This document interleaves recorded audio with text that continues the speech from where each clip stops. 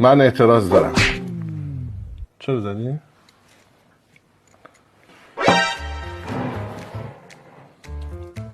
برای شستن رینگ و سرسیلند و این استفاده میشه.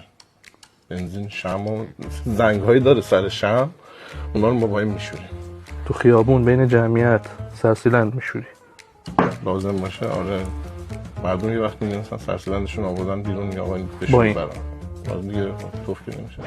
من اعتراض دارم. امسال چرا زدی؟ این چی؟ این چاقوه برای میوه پوست میکنن بین جمعیت، شاید یکی خواست میوه بخوره. با این. من اعتراض دارم.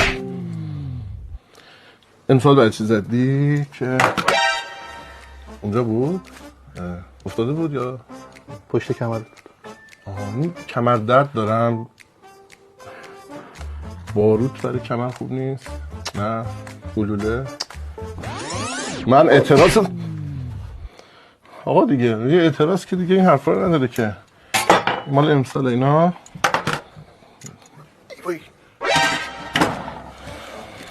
اونم بیا. اون این چیزه سرسیلند میشوست. نه این بعد معده شربت معده میکنه.